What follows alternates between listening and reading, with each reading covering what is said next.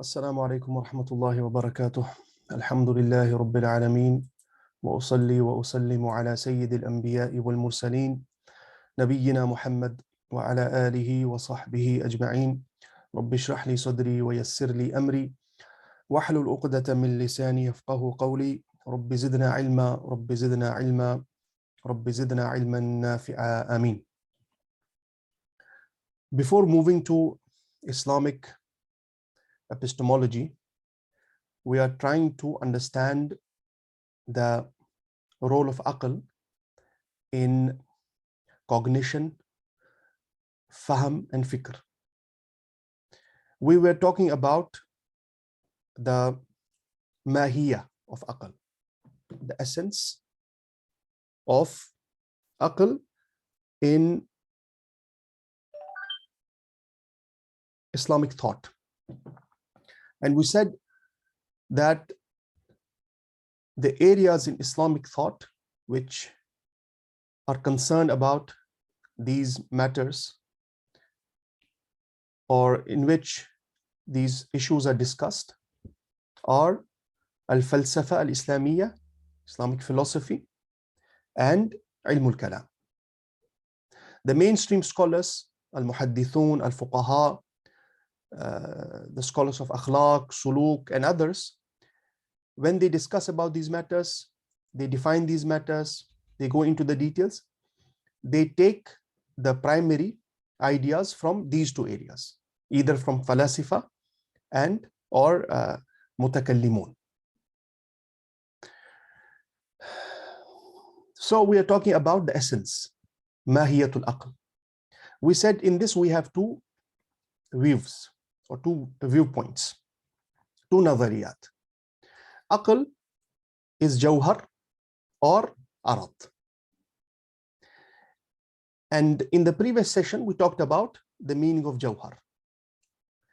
Let's refresh our memories again and summarize the points we took in the previous session. We said Jawhar is the basic element from which this wujud, existence, has been created. It is juz'un alladhi la yatajazza. It is the juz, the element, which cannot be divided further. So it should not be confused with atom, as some scholars who thought that the term of Jawhar or Jawharul Fard, al-Jawharul Fard, was used for atoms.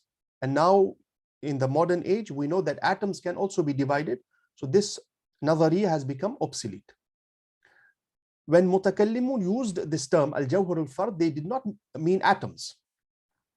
They meant the basic element of wujud, which cannot be divided further. Al-Jawharul Fard.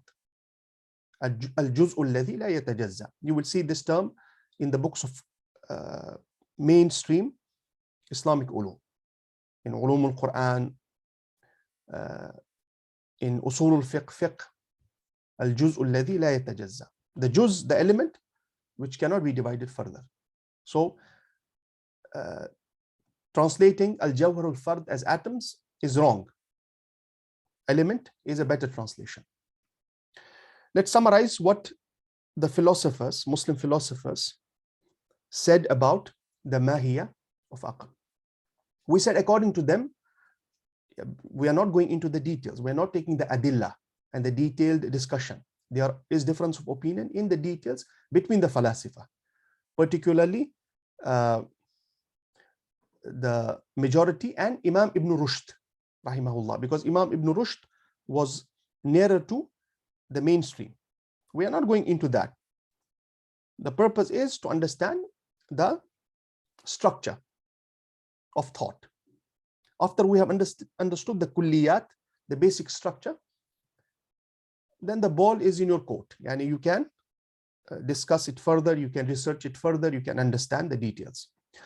So the falasifa, they said aql is jawhar, which means it is non-matter.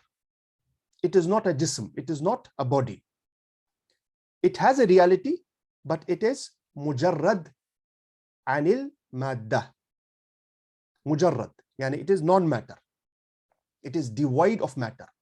It is not made up of matter, which they called Jawharun Basit. Jawharun Basit or Al-Jawharul Basit is the term which philosophers used. Al-Jawharul Fard is the term which mutakallimun used. And they mean the same thing. They mean the basic element which is not matter. But the difference between philosophers and mutakallimun in using these terms is, according to the philosophers, Al-Jawharul Basit does not contain any quality of matter. The qualities of matter, quantity, quality, shape, size, or other qualities. It is mujarrad from all those qualities. But according to mutakallimun, al-jawharul fard can contain those qualities, which are the qualities of the perceived matter. This is the difference. So Jawharul Basit, Al-Jawharul Basit and Al-Jawharul Fard are the two terms used by philosophers and mutakallimun. According to this viewpoint, aql is jawhar, mujarrad anil madda. It is non-matter. It is not a quality in a particular body, but it has a reality in itself which is absolute, free from any qualities of matter. And this nazariya, it influenced the details about aql. So if you have a kulliyah, it will influence the juz'iyat. Now, when philosophers talk about they talk about the amal of aql, the domain in which aql works. This nazariya influenced that. The domain of aql, according to philosophers, is different from the domain of the mainstream mutakallimin and the fuqaha and the mainstream scholars. Okay, so this is the idea of philosophers about the mahiyya of aql. Now, keeping this in mind, what is the amal of aql? What is the domain in which amal works? The philosophers, they said it is two things: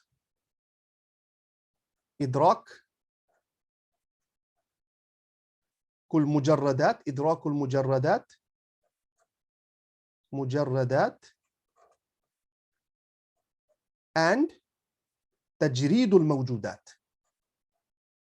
Tajridul mawjudat. Because aql is not a body, it is not made of matter. It is jawhar basit or al-jawhar al-fard, mujarrad anil madda. So it can only understand mujarradat. Mujarradat.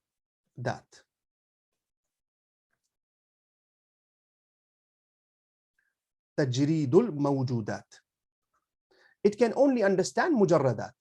By mujarradat, we mean realities which are beyond matter or non-matter, we can say. Okay, like the uqul, the intellects, the 10 uqul, which are intermediaries. We have talked about this in the beginning sessions, between God and the universe. Because these uqul are also mujarrad anil madda. They are non-matter. They are not made of up of matter. They don't have the qualities of matter. They are mujarradat.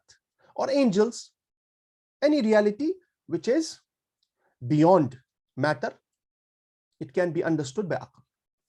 Idrak, cognition, understanding, mujarradat. Okay, so mujarradat, directly, understanding them directly. Anything which is non-matter, like angels, the concept of uqul. And as we said, if you remember, we said that according to some scholars, the Muslim philosophers, by uqul, they meant the angels. Wallahu alam, but this is not true.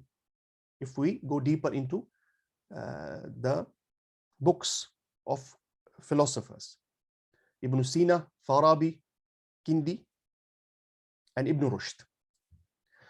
So cognition, understanding of mujarradat, the realities which are non-matter, which don't have any dimensions, which don't share any qualities with the material world. Understanding these mujarradat, experiencing these mujarradat directly is the domain of aql. And number two, tajreedul mawjudat. The mawjudat al-hissiyya, the realities which we can perceive by five senses, which we see around us, the world made of matter, the universe made of matter, abstraction of it. Tajreed is abstraction.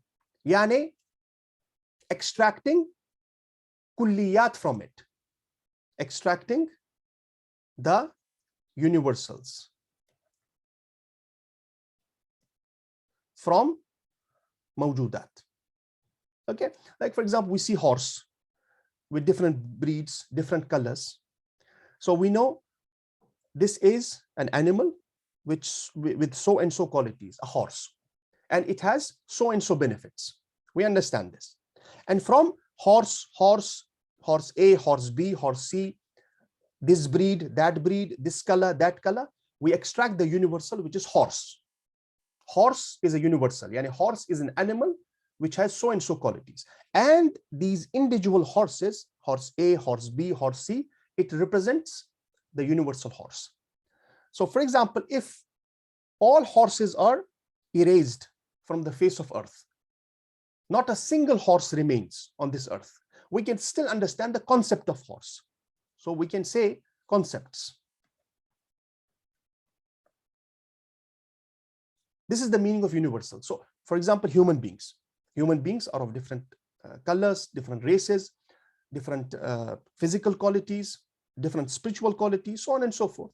Human being A, B, C, D, we see human being. And from this we extract. So these are mawjudat. These are particulars. Easy to understand, not difficult. Particulars, particular things, particular people.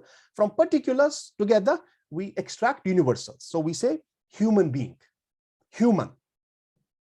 So if all human beings vanish from the face of earth, the concept of human being will still remain as a concept which can be understood. So there is a debate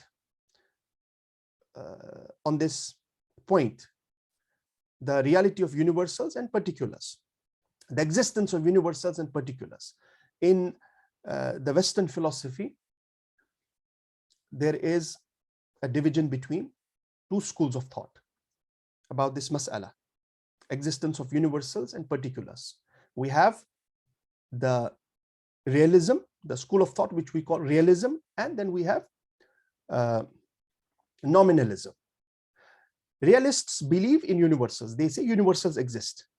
And nominalists, they don't believe in universals. They say only particulars exist.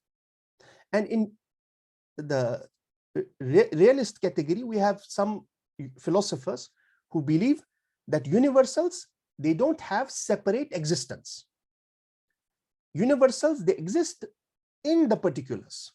So if we don't see these horses, if these horses were never perceived, horse A, horse B, horse C, we would never understand the concept of horse, right? So universals are connected with particulars. Universals cannot be understood, or universals, the existence of universals is not separate from the existence of particulars. Okay, so this is the disagreement. And as we said, if you remember, modern Western thought, it does not believe in universals. So for example, a better example is the example of justice, al-adl. How do we define adl? Adl is a universal, justice. We see people, human beings, doing justice in different ways. Human being A, human being B, human being C doing justice. So we say, oh, these people are just. They are honest, they are just. And the concept of justice, or the value of justice, exists. Now, this justice is a universal. Are these people applying the universal of justice, which is separate, which has a separate existence? which can only be perceived by aql?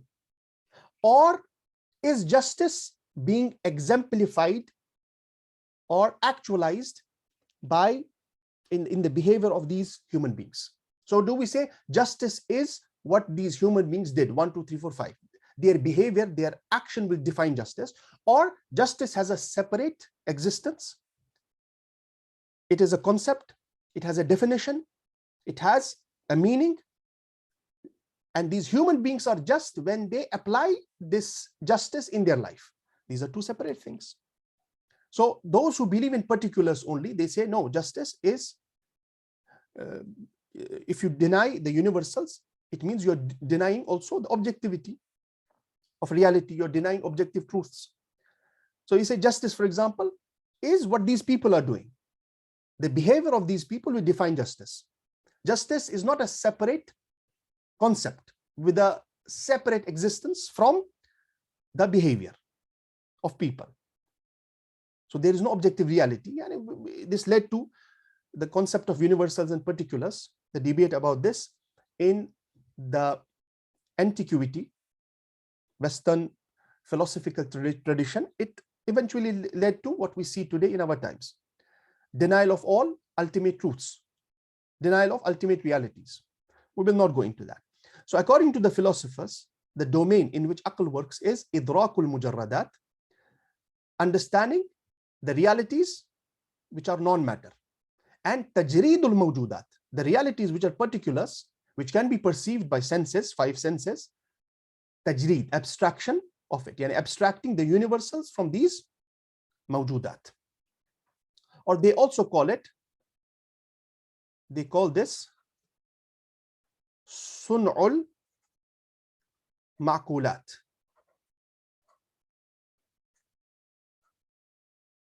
creating the ma'kulat, creating the realities which can only be perceived by aql, not by his, not by sensory perception. So by sensory perception, you can perceive horse with different colors, with different shapes. In fact, even there is a debate about sensory perception itself.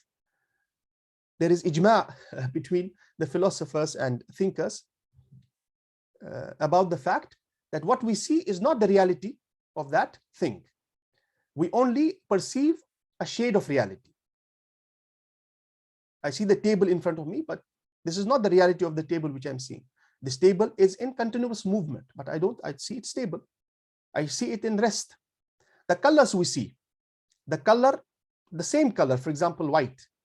The whiteness of snow is different from the whiteness of a flower, for example. Same color.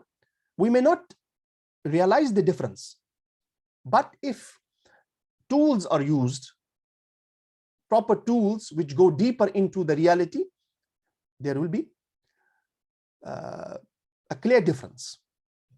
So even mahsusat, there is a debate about this. And in the previous session, we said reality has 2 types, mahsusat and ma'kulat. Reality which can be perceived by senses, and reality which can be perceived by aql.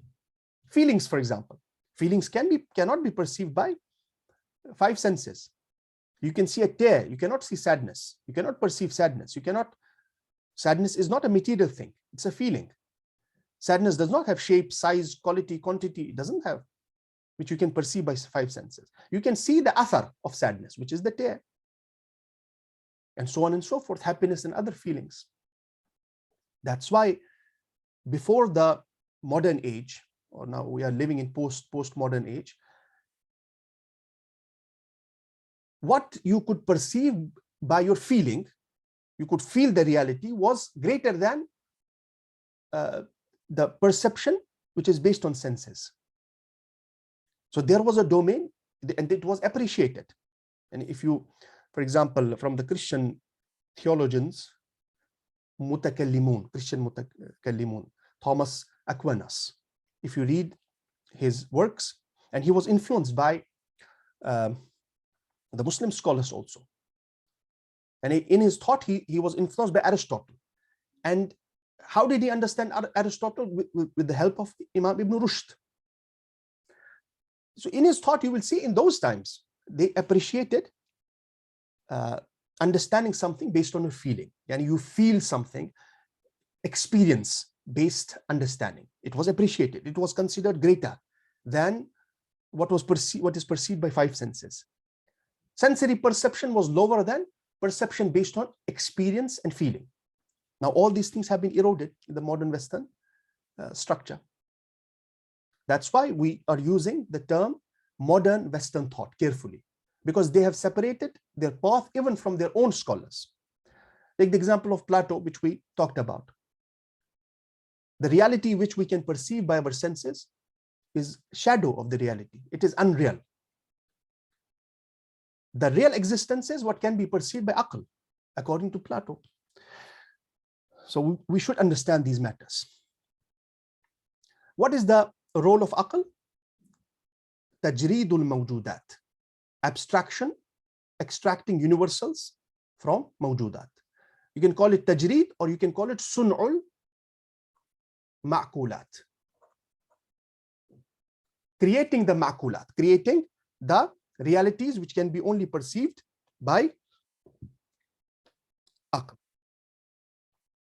And this is also based on the essence of aql, because the essence of aql, according to philosophers, is Jawhar al-Basit, or Jawharun Basit. That's why this is, because Jawharun Basit is mujarrad anil mada, it's non-matter.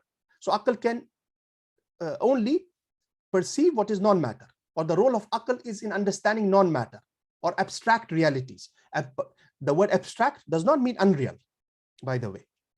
Okay, so wazifatul aql in the falasifa wahida. The role of aql, wazifa, the domain of aql, according to Muslim philosophers, is only one. وهي إدراك المعقولات. Cognition or understanding of ma'kulat. Full stop. That's it. Understanding the universals, understanding the ma'kulat. Understanding or cognition or perception of particulars is done by the brain. Aql perceives higher realities, which are non-matter, ma'kulat, universals. And particulars are perceived by the brain. This is where the mainstream scholars, mutakallimun, they criticize the philosophers. And they have adillah for that. We are not going into adillah on any side. We are only limiting ourselves to tasawwur of haqa'iq. Al-hukmu ala shay far'un an tasawwurihi. Before we take a position, or before we give a hukum on a reality, yani hukum means nisbatu shay'in ila shay.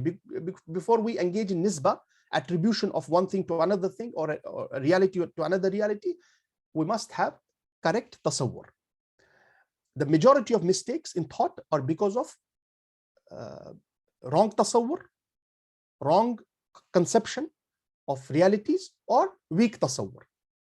And this applies on Islamic realities as well. Understanding ahkam, understanding our religion, tasawwur is very important. Okay, so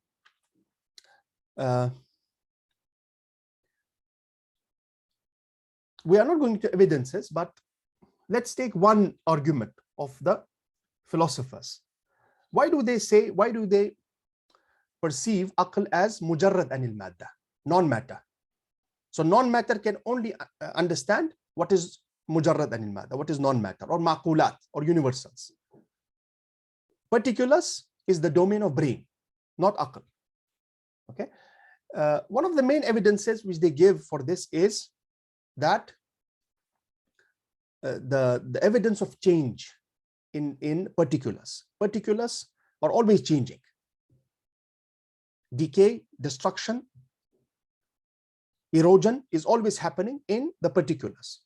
Now, if we connect aql with these particulars, this quality will apply on the aql as well.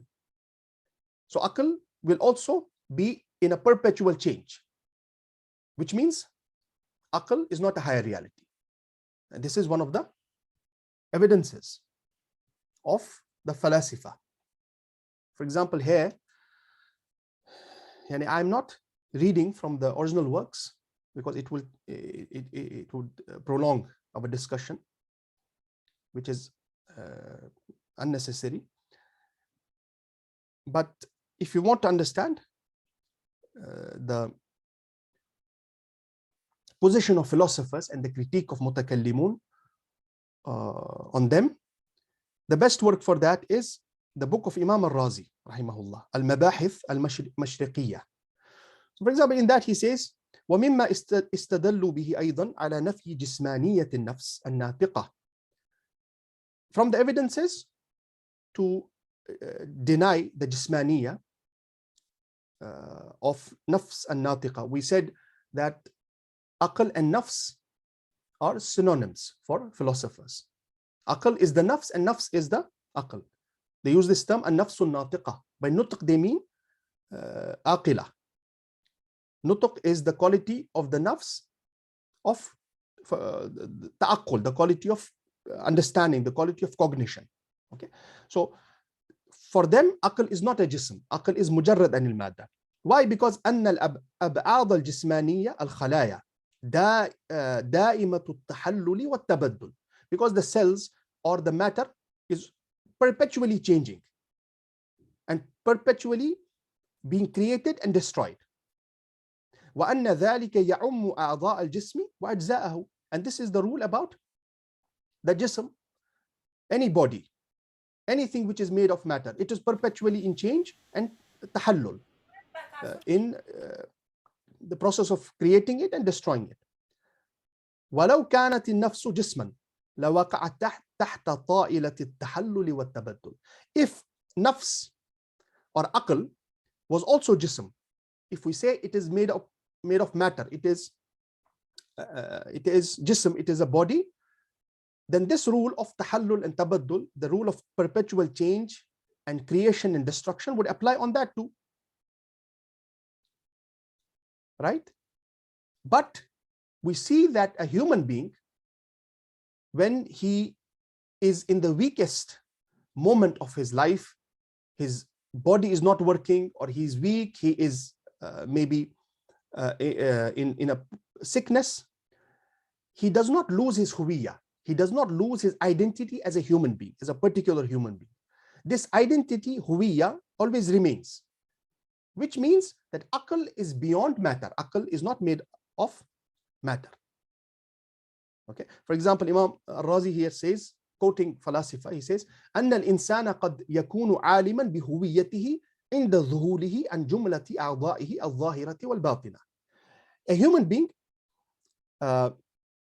in the state of weakness in his body, the limbs, whether they are the apparent limbs, the body parts, or the inner organs, in the zuhulihi and when he becomes negligent, and he's in a state of maybe he is in negligence somehow, he has lost his mind or anything like that.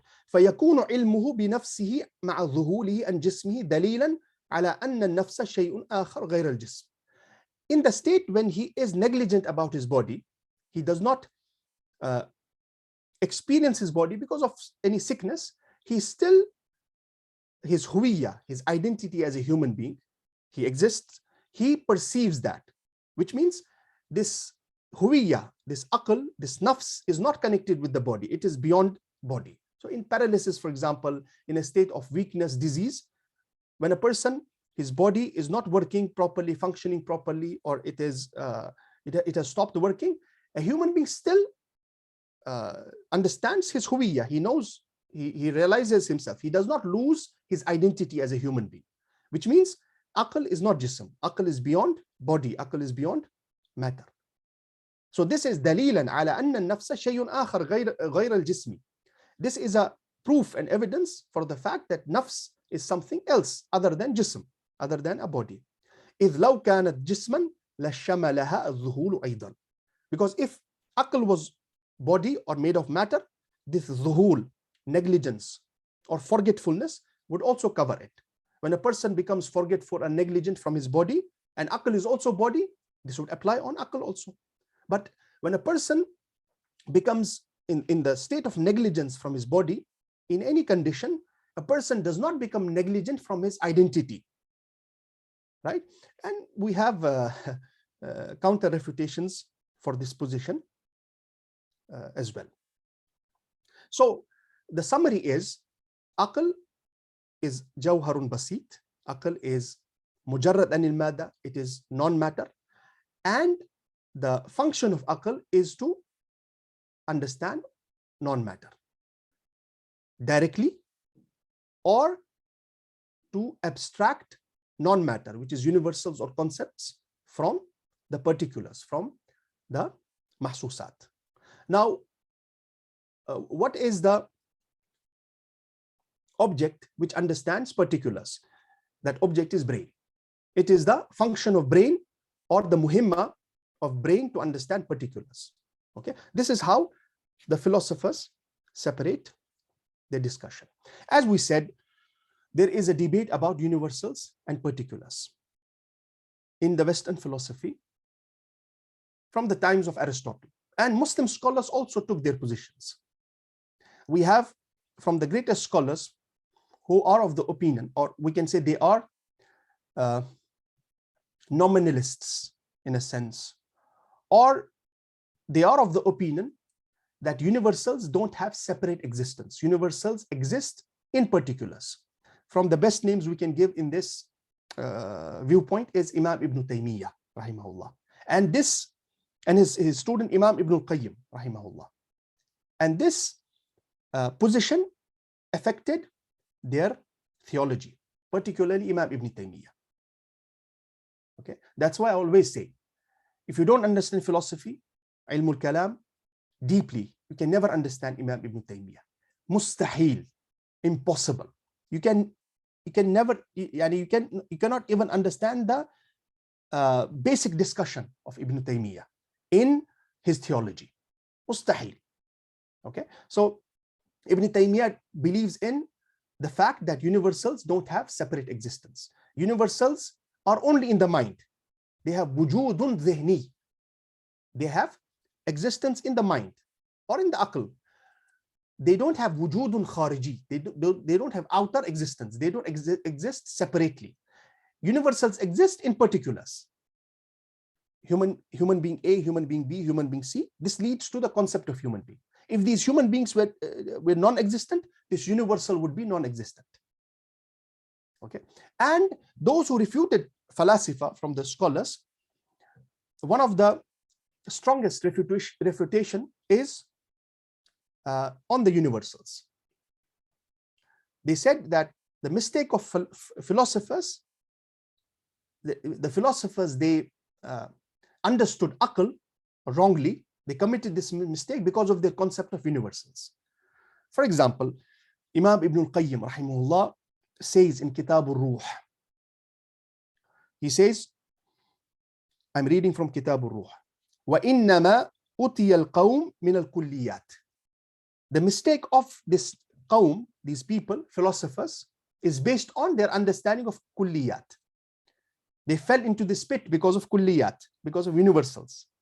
فَإِنَّهَا هِيَ الَّتِي خَرَّبَتْ دُورَهُمْ.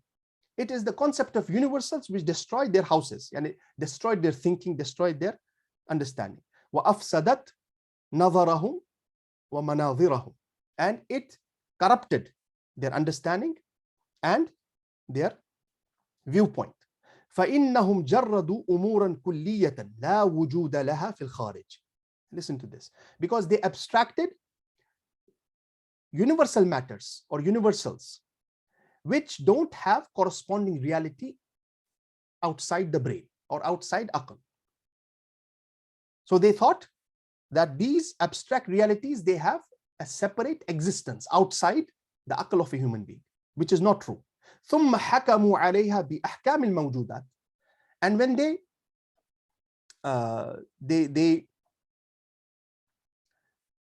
abstracted the universals, and they thought that these universals have separate reality outside, they applied the ahkam, the rulings of the mawjudat on them.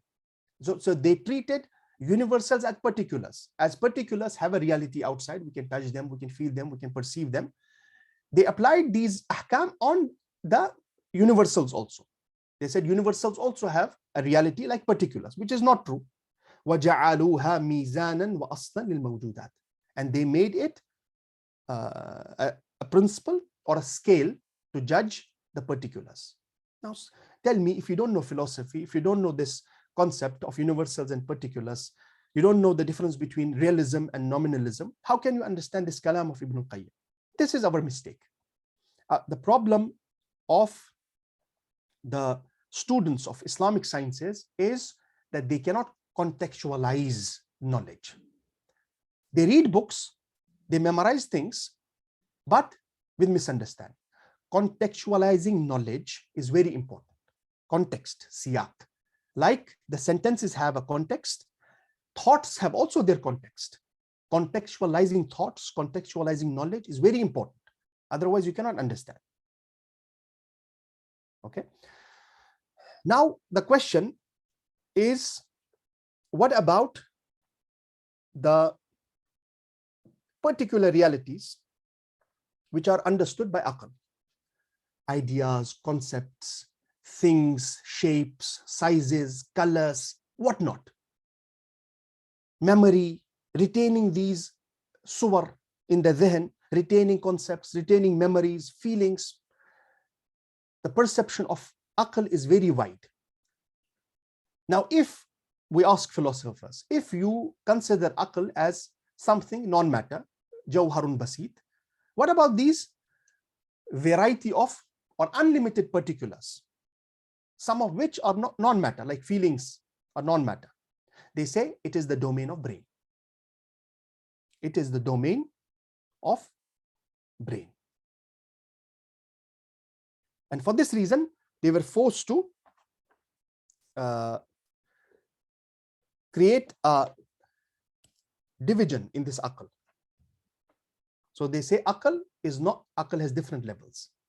Aql at the highest level is jawharun basit, but there are different levels of aql, which they used terminology for that. So we have 4 levels of aql: al-aqlu bil-quwwa, al-aqlu bil-malaka, al-aqlu bil-fi'li, and al-aqlu al-mustafad. They were forced to do this because after all, this aql, it is connected with the body. And soul and aql means the same for philosophers. Nafs and aql is the same, jawhar. Aql is not a quality which resides in the soul. This is the opinion of the mainstream scholars, mutakallimin and the mainstream Muslim scholars. For them, aql and nafs is the same, as we said. Now, it is connected with the body. Aql also perceives the particulars without any doubt. We experience it. We don't need dalil for that.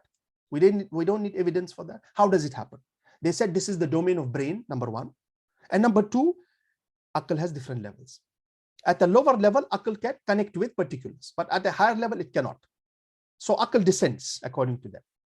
They were forced to create these levels of aql. But all these levels, they are mujarrad anil madda. This is the problem. The highest level is also mujarrad anil madda, and all the 4 levels, they are mujarrad anil madda. They are non-matter. Al-aqlu bil-quwwa is non-matter. Al-aqlu bil-malaka is non-matter. Al-aqlu bil-fi'l is non-matter. Al-aqlu al-mustafad is non-matter. Or we can summarize these 4 into 2 types, as some philosophers have done. Al-aqlu al-nadhari and al-aqlu al-amali.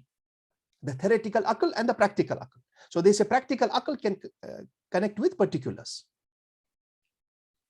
If you ask them, this jawharun basit, or aql at the highest level, which is non-matter, it is not created of matter, but it is created. What is the essence of it? They say we don't know. This is beyond understanding. We don't know. The reality of aql is only understandable in basically in understanding its domain, not the essence. So as we know, horse, table, human being, it's created from matter. This aql, what is it created from? We don't know. It is a sir, a secret. Okay, so they were forced to, you can say anwa'ul aql here, levels of aql. Why were they forced to create levels of aql or maratib of aql? Because after all, aql is connected with particulars. So if aql at the highest level can only perceive, or the domain of aql at the highest level is understanding non-matter, at the lowest level it can understand particulars. But when we divide aql, so aql is divided. There is division of aql according to the philosophers. And this tajreed, abstraction, how does it happen? Tajreed happens in the mind, basically. It happens in the brain. Because particulars can only be perceived by the brain. So for tajreed, the process of tajreed, they coined a different terminology. Or in the brain, we have different capabilities, which they use particular term to connote a particular quality. So they have, for example, 5 different domains or qualities. Number 1, al-hissul mushtarak. Number 2, al-musawwara or al-musawwira. Number 3, al-mutakhayyila. Number 4, al-hafidha.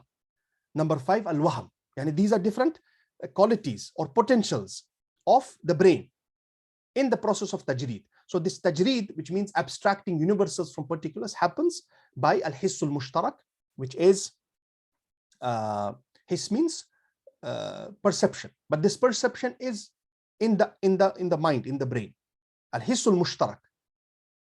This is shared perception, because the 5 senses and the perception of the brain, it participates, mushtarak. Then we have musawwira, mutakhayyila, hafidha. In this, number 4 is hafidha, which means retaining power in the brain, which we call memory in our times. Modern scholars, philosophers, doctors, psychologists, and they have discussed about the memory. How does a human being retain ideas, concepts, things in his memory? There is a lot of discussion about that. So al-hafidha, for example, number 4, the memory is also in the brain. And these potentials or these qualities, they help in the process of tajreed, in the process of abstraction, in abstracting universals from the particulars. In critique of the philosophers, some of our scholars, mainstream scholars, they even denied the role of brain in memory. So they said memory is not in the brain. Memory is in the nafs, which is very interesting. For example, this is in critique. If we go into the details. So for example, we have this Imam al-Razi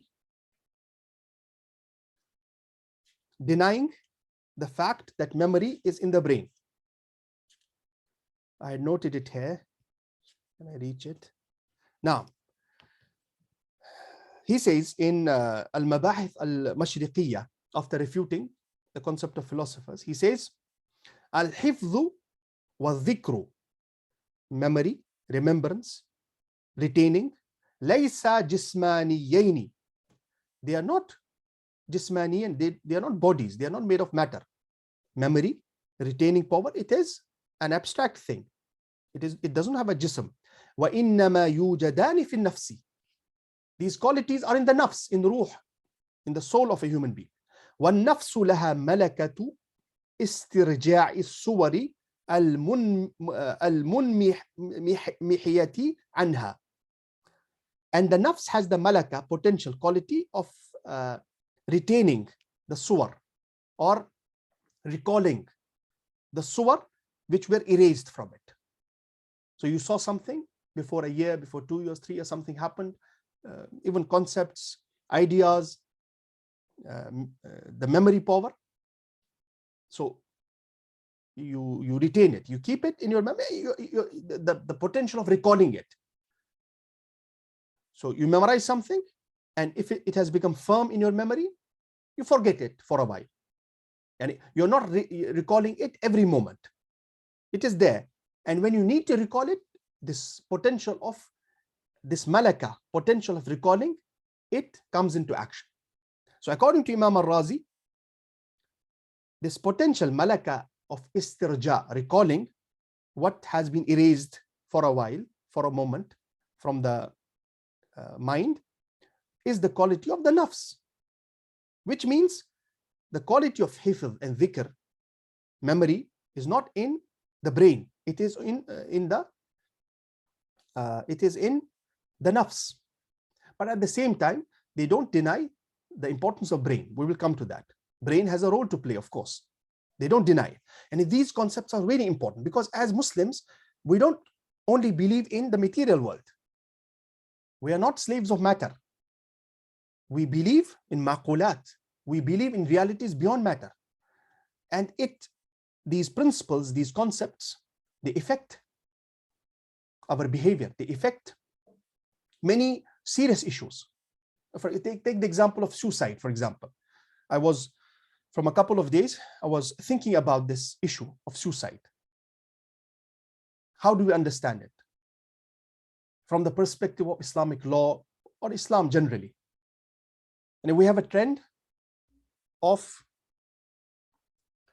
understanding things based on weak methodology. For example, we have the psychologists, doctors, who see suicide as a mental health illness. It has nothing to do with soul. It has nothing to do with ruh. It is not a spiritual illness. So they limit the role of religion in these matters. They say it is a mental health illness. And if this person is sick, this person has an illness, what he did is not in his control, or was not in his control. So we should not criminalize him. This should not be considered a sin. Right? And we know if there is jahl, ignorance about the religion itself, we know when we consider something a sin, there is difference between sin and the sinner. A person may fall into sin, but he is still forgiven. But at the same time, we retain the seriousness of the sin. We don't remove the concept of sin from our religion. So this action, suicide, is a sin. It has a punishment. This punishment has come in the book of Allah, or the seriousness of this sin has been mentioned in the book of Allah. The punishment has come in the Sunnah, famous ahadith. We cannot remove the reality. But the one who commits this sin can still be forgiven by Allah. He may have an excuse. We can still pray his janazah prayer. We can still make dua of maghfirah for him. The Prophet ﷺ and the scholars, when they mention about not praying janazah on this person, there is a context to that. Everyone knows that. Yeah, this is something very basic in fiqh. And when the Prophet ﷺ did not pray janazah, or any scholar or sahabi, basically they wanted to highlight the seriousness of this sin, not the sinner. In fact, in our creed, we say that this is a famous principle, مرتكب الكبيرة في مشيئة الله. The one who engages in major sins and does not repent, he is in the mashiyah of Allah, he is in the will of Allah. On the last day, if he meets Allah with these sins, without repentance, without forgiveness, it is the will of Allah which will decide. Allah may forgive, Allah may leave him. We say this about major sins, famous qaida. How can we declare a person who committed suicide because he was facing depression or problems in life, his life had become hell, he took his life, he did something which is evil, and this affected his family also?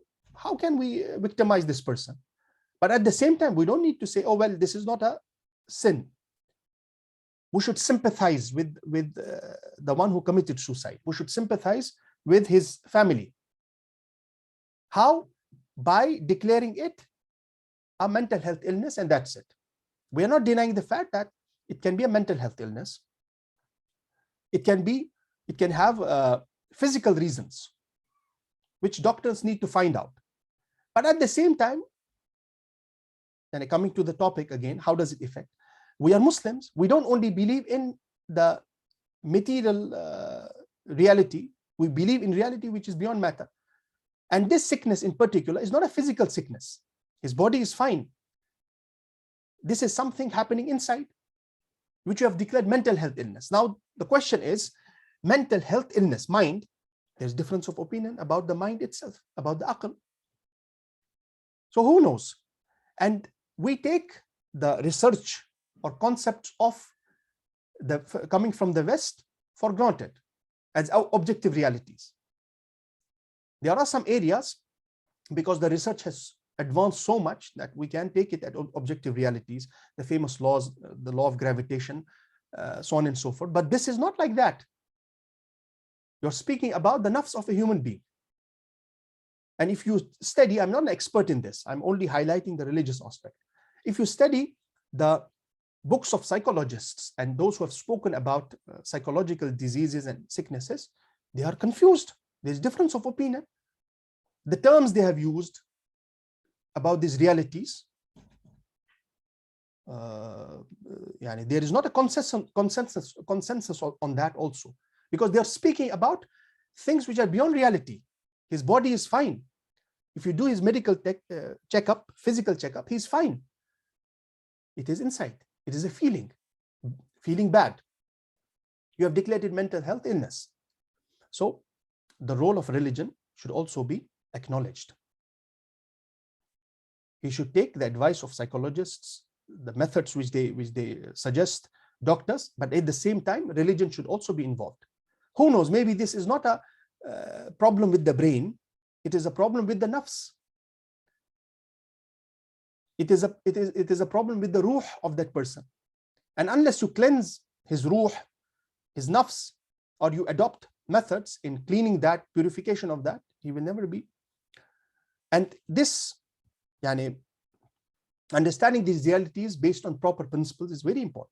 Now, for example, if this person in depression who committed suicide, which is not a crime anymore, or it is,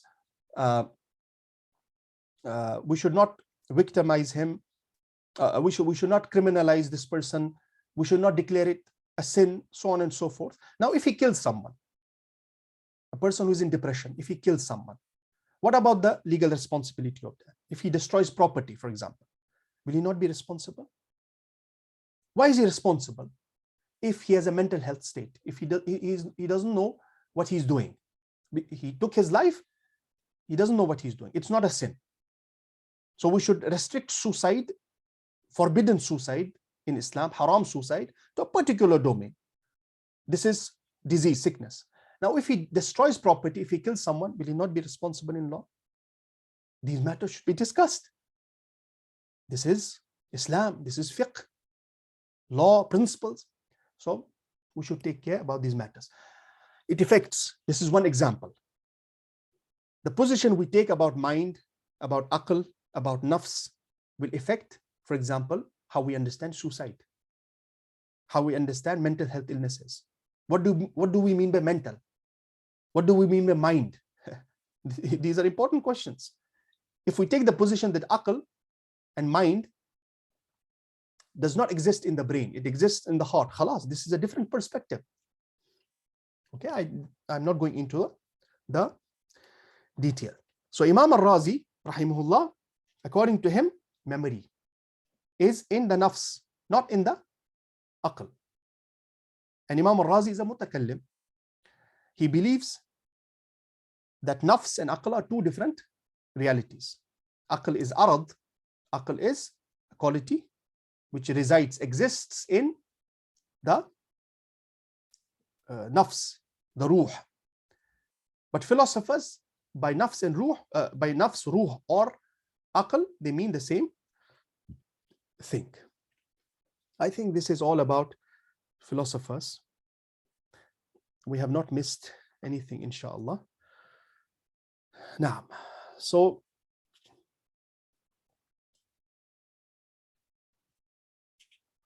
I did not read from their books. We don't have time for that, but you can go and study this mas'ala into details, and you will have more, you'll find more details about this mas'ala, difference of opinion, so on and so forth. The last point, or a few tambihat, which we will mention here, is that the mutakallimun, the mainstream scholars, in spite of their disagreement with the philosophers, they were influenced by them in some basic issues like the definition of aql, understanding the role of aql, because it is the philosophers who for the first time discussed these matters. That's why you will see, if you read the books of Ilm al-Kalam and the works of mainstream scholars in fiqh, when they define aql, they take it, sometimes they take it from the philosophers, and they take it from the philosophers. They were influenced by the philosophers.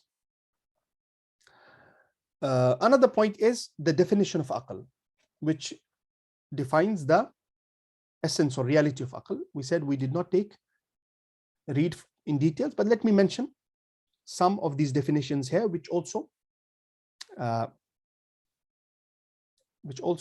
explains the mas'ala further. Okay, so for example, العقل هو جوهر غير جسماني يدرك المعقولات دون المحسوسات والكليات دون الجزئيات. Aql is jawhar غير جسماني. It is not a body. Its role is يدرك المعقولات, in understanding the realities which are perceived by aql only, معقولات. دون المحسوسات, not the sensory, not the mahsusat, the realities which are perceived by five senses. والكليات, its role is understanding universals. دون الجزئيات, not the particulars. The great philosopher Al-Farabi, he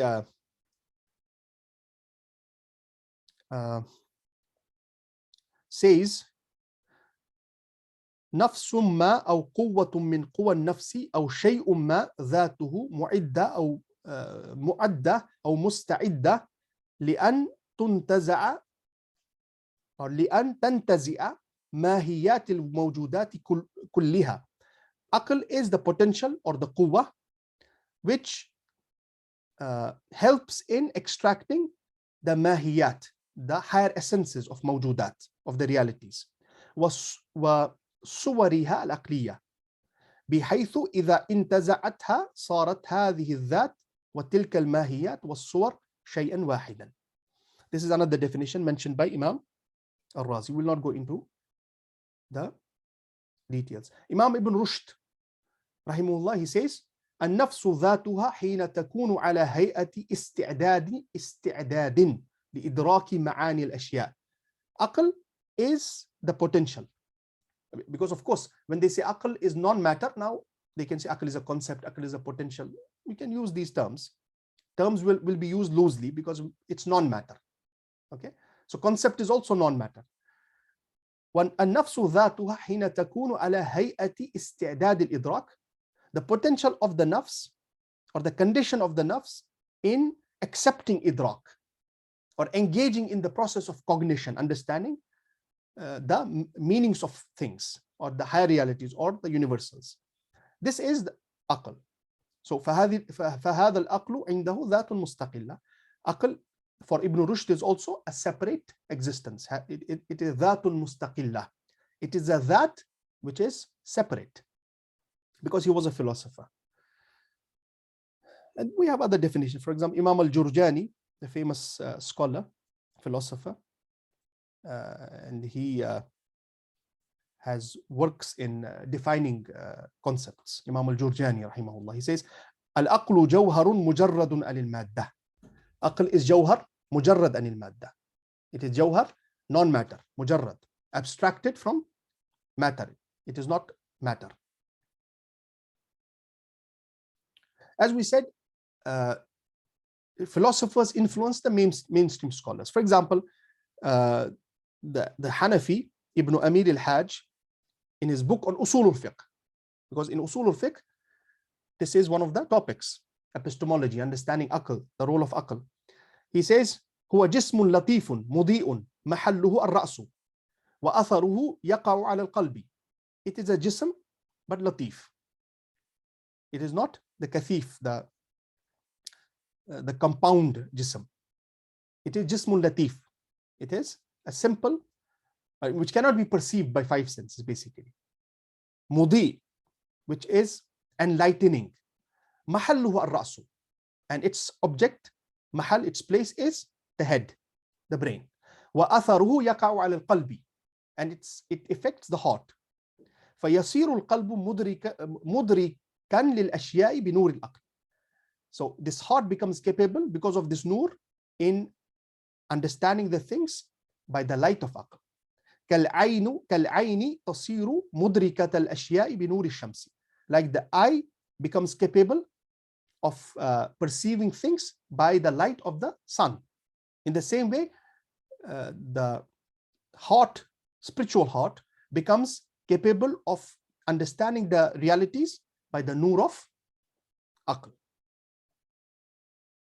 Okay, and see this definition is a combination of the tasawwur of falasifa and other scholars. Because philosophers, they consider aql as dhatun mustaqil. He, in his definition, also considers it dhatun mustaqil, which affects the heart. So it is not in the nafs, it has a separate existence which affects. So this is how philosophers, their concepts, it affected the mainstream scholars also.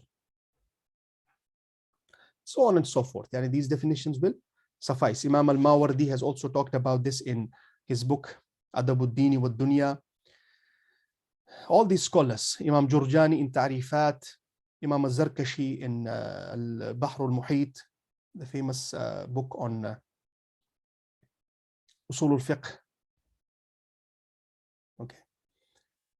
So, as we said, the majority scholars, they consider ruh, jism.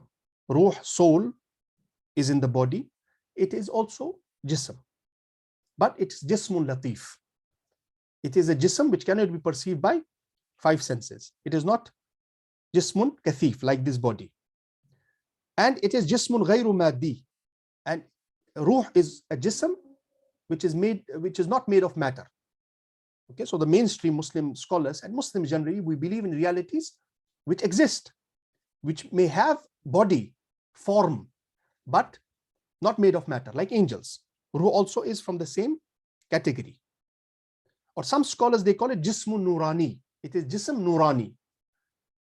It is nurani. It is not made of matter, like Imam Ibn al-Qayyim said. And also Imam Ibn Taymiyyah shares the same opinion.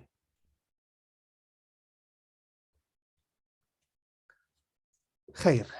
So we have, inshallah, here we have completed the first part, which is understanding the essence of aql and the role of aql, the details about aql in Muslim philosophical tradition. Inshallah, in the next session, we will talk about the essence of aql, the role of aql in the Muslim theological tradition, which is ilmul kalam. I don't want to prolong this mas'ala further because we have to move to epistemology. These concepts or discussions may look abstract or devoid of any benefit, but if we reflect properly, you will see that these concepts, usul, principles, or foundations about realities, they eventually affect the amal. Like we discussed about the issue of suicide, which is a practical problem. So don't think that these are just abstract discussions. They affect. And this is how civilization works. Every civilization has its principles, worldview. Every civilization has these basic abstract principles, discussions, philosophy. And then these philosophies, principles, they affect the waqi', the reality of a civilization. At a lower level, even a common human being who believes in that worldview or who lives in the society which believes in that worldview, it affects him or her. Like the Western philosophy and the Western concepts is affecting the lives of every person in our age and time. So it's very important to understand the core of Muslim civilization. The ideas we have, the concepts we have, the scholars we have, contextualizing these things, understanding these matters deeply in order to enhance our understanding and construct our personality. Particularly, as we have said many times, for those who want to engage in nahda of the ummah. We ask Allah subhanahu wa ta'ala to grant us understanding. We ask Allah subhanahu wa ta'ala to protect us from mistakes in ilm and amal. We ask Allah subhanahu wa ta'ala to grant barakah in our ilm and amal. We ask Allah subhanahu wa ta'ala ikhlas and protection from riya, showing off. We ask Allah subhanahu wa ta'ala to grant us best of dunya and akhirah. We ask Allah subhanahu wa ta'ala to give us istiqamah in these sessions.